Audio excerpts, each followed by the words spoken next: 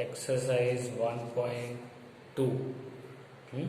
तो एक्सरसाइज 1.2 में पहला क्वेश्चन है जिसके अंदर आपको क्वेश्चन नंबर 1 जिसके अंदर आपको प्रोडक्ट ऑफ प्राइम फैक्टराइजेशन करना है। तो प्राइम फैक्टर्स निकालने हैं। तो प्राइम फैक्टर्स के लिए पहला नंबर है जिसका है 140। तो इसके लिए हमने पहले भी आती थी वो ट्री मेथड थी, ट्री मेथड यूज करेंगे। तो क्या भाई 140 उसके कौन से फैक्टर निकलते, तो 2 निकलता है, 70 निकलता है, 72 जा, फिर 2 35 2 जा, और इसका 5 और इसका 7, यानी 140 का आपको फैक्टर 2 2 5 और 7 मिला। तो 2 का स्क्वायर 5 और 7, जो बहुत पहले भी हम करते थे निचले वाले स्टैंडर्ड में। तो वही मेथड ऐसे ही दूसरा नंबर है 156। तो 156 है, उसको डिवाइड करेंगे 2 से और 78 आएगा, फिर 2 से करेंगे तो 39 आएगा। अभी ये डिवीजन आप कैसे करोगे, तो आपको इधर डिवाइड करना है कि 156 डिवाइड बाय 2, अगर डायरेक्टली नहीं आता तो बराबर है। तो 2 7 जा 14 होता है, तो 0 1 6 2 8 जा 16 होता है, तो 78 2 जा आ गया। फिर 72 को 2 से इस तरह से करना है, और 3 और 13 आता है। तो 156 के 2 2 3 और 13 मिला, यानी 2 का स्क्वायर 3 और 13 हो गया।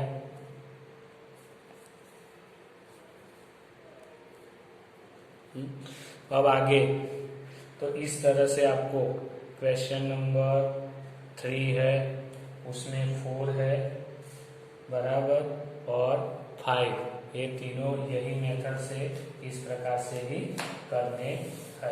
अब आगे हम क्वेश्चन नंबर 2 देखते हैं, जिसके अंदर आपको एलसीएम और एचसीएफ फाइंड करना है बराबर है, और इसके लिए आपको वेरीफाई भी करना है। कौन सा, तो रूल्स, तो LCM multiply HCF is equal to product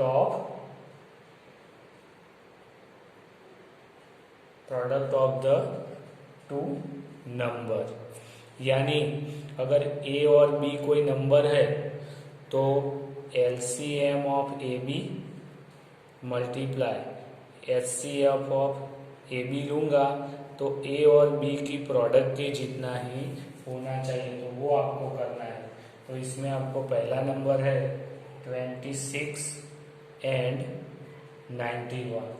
तो हम दोनों के फैक्टर्स निकालते हैं 26 के, तो 26 2 और 13 आता है, 13 2 जा, और 91 के निकालते हैं तो वो भी 7 और 13 आएगा, यानी 27 इज इक्वल टू 2 इंटू 30 हुआ, 91 इज इक्वल टू 7 इंटू 30 हुआ, बराबर है कि नहीं।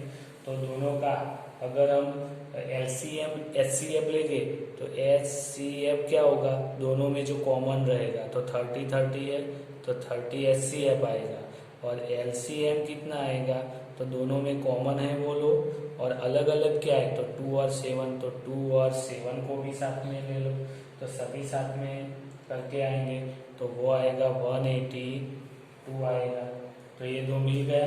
तो इधर पहले आरएचएस वाला फाइंड करते हैं, यानी एलसीएम मल्टीप्लाई एचसीएफ कितना हुआ, 13 मल्टीप्लाई 182, इन दोनों का एलटीएम और, तो कितना आंसर मिला 2366।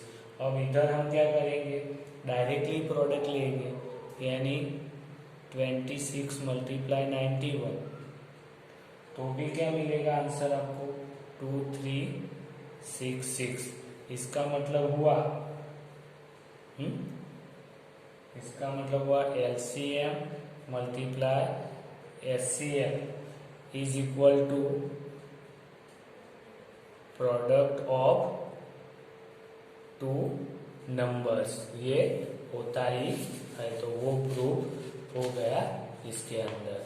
अब देख कौन सा है 3 नंबर, सॉरी क्वेश्चन नंबर 1 ही था, 2 था, 2 का अभी सेकंड नंबर बाकी है जिसके अंदर 5, 10 है, उसका मल्टीप्लिकेशन यानी फैक्टर्स 255 आता है। अब 3 से 85 आता है और 5 से 17 आता है, यानी 5, 10 का 2 मल्टीप्लाई 3 मल्टीप्लाई 5 मल्टीप्लाई 7 आ गया। दूसरा नंबर 92 है तो उसको 2 आता है, 46 आता है, 2 आता है और 23 आता है। तो 92 का प्रोडक्ट क्या हुआ, 2 और 23, यानी 2 का स्क्वायर 23। तो एचसीएफ क्या होगा, दोनों में कॉमन 2 है, 2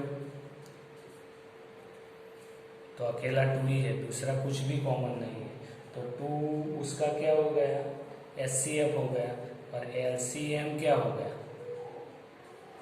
जो कॉमन था वो ले लिया, यानी 2 का स्क्वायर में लूंगा तो ये 2 नहीं आएगा उसके अंदर, फिर क्या लूंगा, 3 है अकेला, 5 है अकेला, 7 है और 23 है।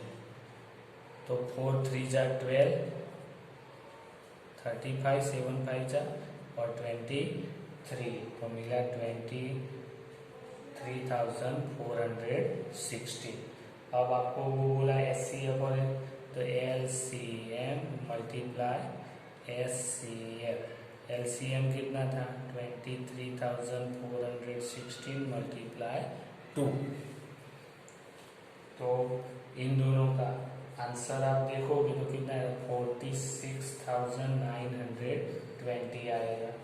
और डायरेक्टली भी आप करोगे कौन सा था, तो 5 10 मल्टीप्लाई 92, तो वो भी 46,920 आएगा। दोनों देखो सेम आ रहे हैं, इसका मतलब LCM cross HCF is equal to क्या होगा, product of the two numbers मिलेगा। इस तरह से तीसरा एग्जाम्पल है जिसके अंदर 336 एंड आपको दिया है 54, 336 और 54 दिया है, वो आपको खुद से ही करना है।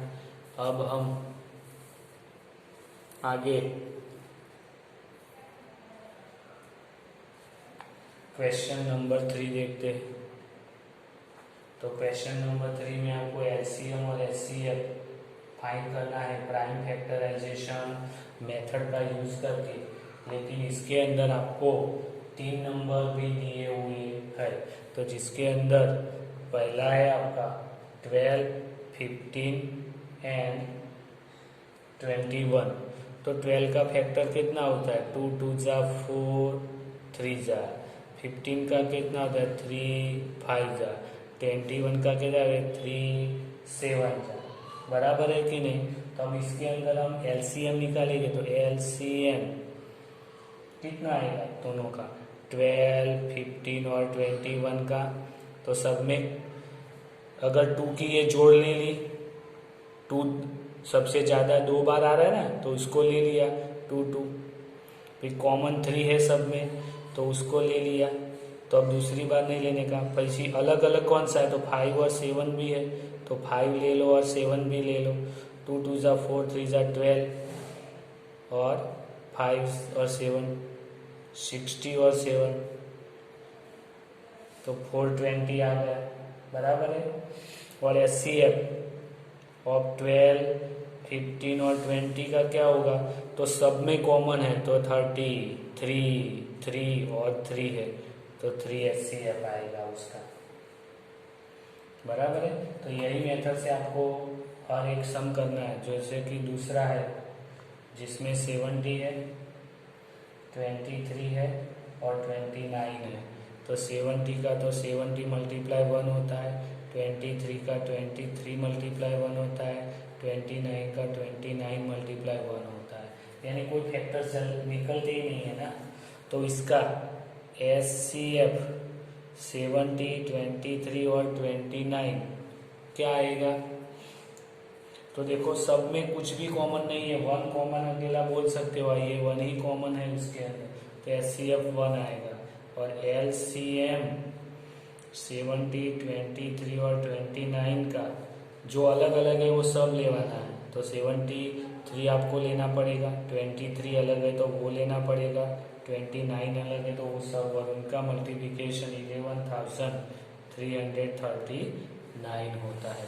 तो इस तरह से आपको तीसरे नंबर वाला है वो खुद से करना है। HCF दिया है, HCF कितना है 360 और 657 का HCF आपको 9 दिया हुआ है, तो आपको LCM फाइंड करना है उसका।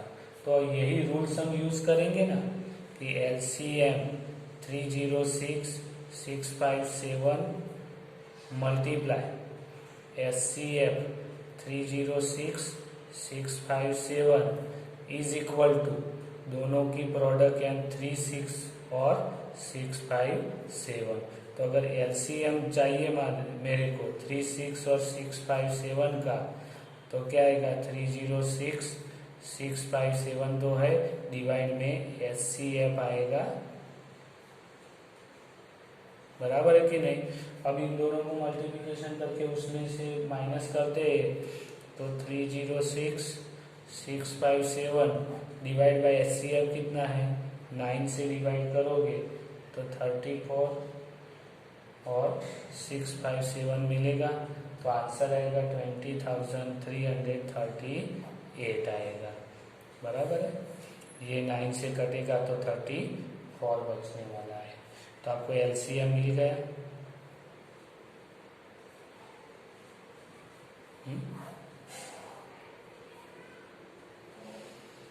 अब क्वेश्चन नंबर 5 है, check whether the 6:n can be end with the digit 0 और एनी नेचुरल नंबर, ऐसा प्रूव करने वाला है। तो आपको पता है कि अगर नंबर एंड विद डिजिट 0 है, if a number ends with digit 0, it would be divisible by 5 as well as 2। यानी अगर लास्ट डिजिट 0 आता है तो 5 और 2 से तो वो डिवाइड होता ही है। आपको बोला है कि 6:n है, 6:n, इसमें लास्ट डिजिट 0 आता है कि नहीं। अगर हमने ऐसा एज्यूम किया कि अगर लास्ट डिजिट उसका 0 आता है तो 5 और 2 से तो डिवाइड होने वाला ही है, लेकिन आपको पता है कि 6:n तो वो 2 × 3:n होता है, यानी 2:n आता है, अभी 3:n आता है। तो ऐसे नंबर के अंदर का 2 और 3 के फैक्टर्स है, बराबर है। दूसरा कोई फैक्टर्स मिलता है, 5 मिलता है इसके अंदर, नहीं मिलता। तो इसीलिए वो लास्ट डिजिट कभी भी 0 होता नहीं है। यानी 6:n has only 2 prime factors. कौन से आते हैं? 2 प्राइम फैक्टर्स मिलते हैं, कौन से? 2 and 3।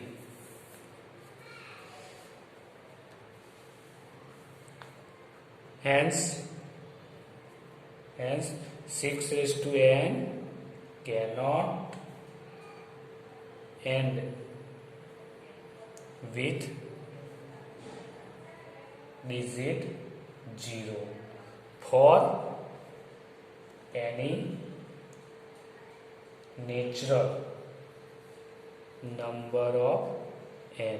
अगर इसके n कोई भी नेचुरल नंबर है फिर भी 6:n, n की जगह पे 2, 3, 4, 5 कोई भी नंबर हो, फिर भी उसका लास्ट डिजिट 0 आता नहीं है। फिर आता है क्वेश्चन नंबर 6, जिसके अंदर आपको बोला है कि 7 मल्टीप्लाई करके दिया है कोई नंबर, 7 मल्टीप्लाई 11 मल्टीप्लाई 13 प्लस 13।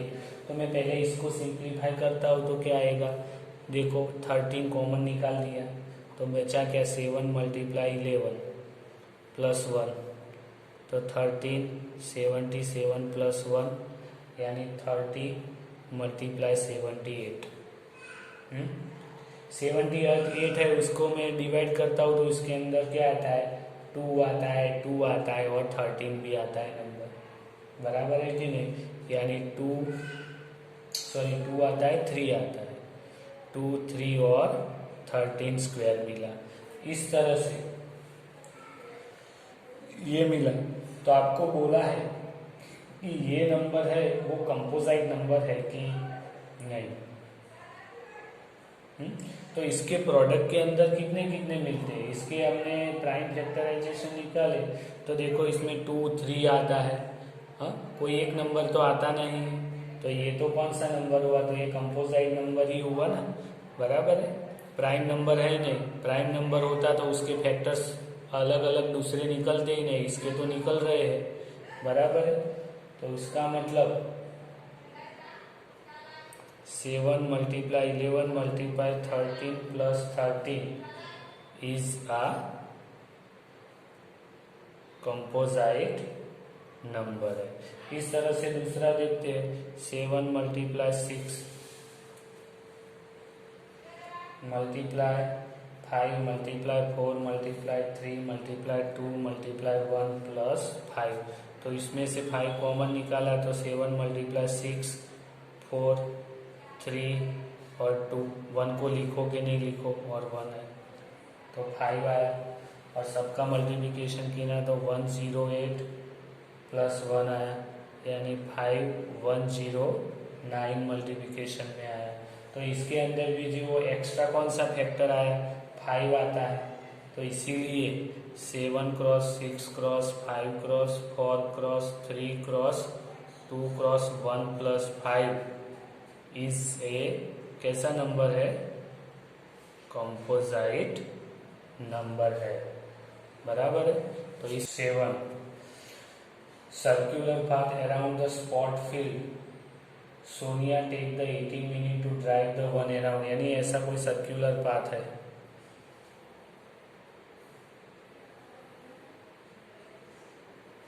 बराबर है।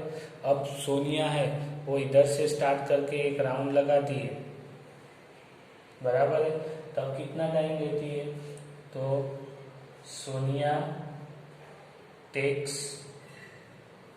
18 मिनट्स,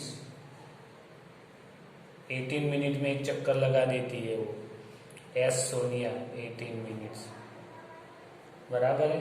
अब इसके साथ दूसरा कौन है, रवि है, while Ravi take the 12 minute, Ravi ये राउंड लगाता है तब 12 मिनट लगते हैं, तो रवि टेक्स 12 मिनट्स।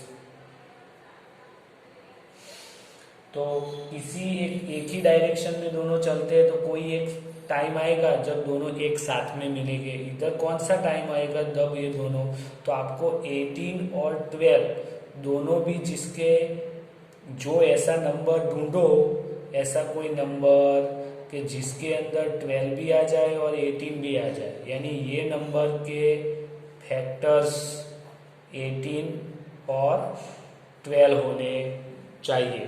तो ऐसा करने के लिए आपको क्या लेना पड़ेगा, एलसीएम लेना पड़ेगा, क्योंकि एलसीएम लेने से 18 और 12 दोनों उसके अंदर आते हैं।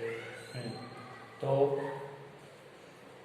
The LCM of the timing taken by Sonia and Ravi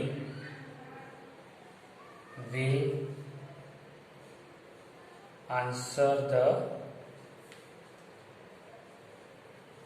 question satisfy.